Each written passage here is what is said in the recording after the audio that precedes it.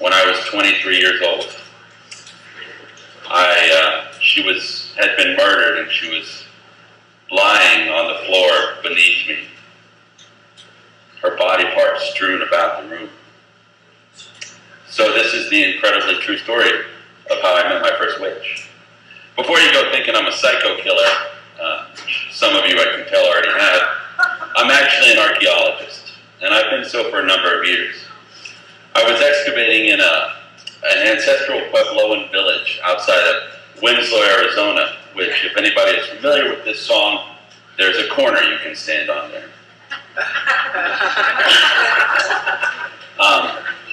This ancestral Puebloan village, for those of you who aren't familiar, if you think back to grade school in your history classes of the Southwest, these are these apartment buildings made out of mud and brick that are multi-stories high. They've got ladders, wooden rickety ladders running up the side. This particular apartment building was about 800 years old, this Pueblo that I was excavating in. And it was my job to excavate just one of these singular rooms. And there I was.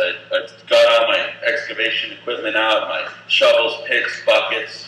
I start moving the dirt. And when you excavate a room that has been filled in over the last 800 years with rubble and dirt, it takes a while. You've got to move a lot of buckets of dirt. I had been there for weeks, just moving empty buckets of dirt, nothing exciting in it. I get down in this room, which was, maybe like 10 feet by 10 feet. I think I'm about maybe this high off the floor, where the floor should have been. And I hit a bone. Now, normally an archaeologist, when they hit a bone, it's not a big deal, because it could be anything from a deer bone or like maybe some sort of little rodent, a rabbit or something like this. But this bone was too big. I knew right then and there that I possibly had a human bone, a human remain. At that point, I stopped digging with the shovels and the buckets, and I moved to a tiny little mason's trowel, and I get out my little paintbrush to move the dust aside into a little dustpan.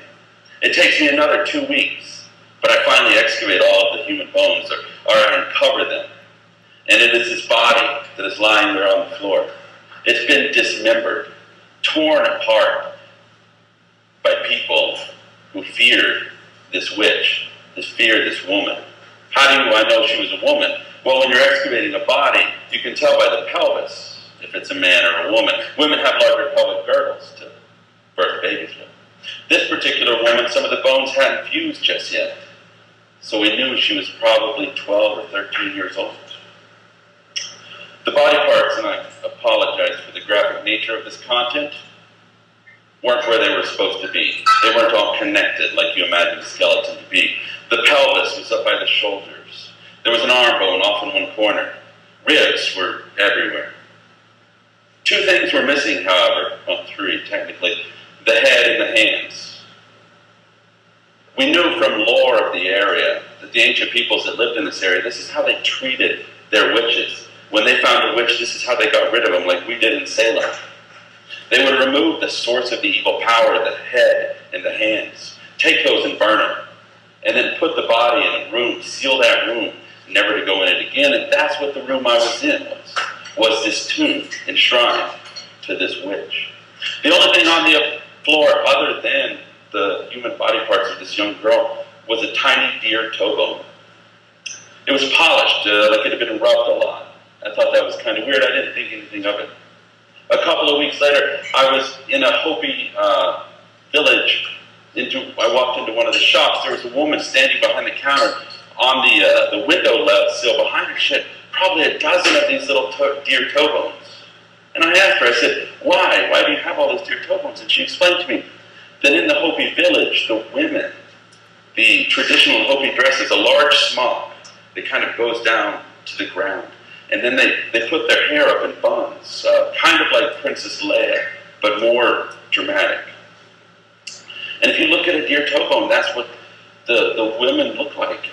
They look like these little deer toe bones. And she told me that they play with those as dolls when they're kids growing up. The people that feared this witch who murdered her, someone came by before they sealed that room, this young girl, and they left her a doll. Even in the kind of fear that drives people to murder a young girl, there's still a little bit of humanity. Thank you.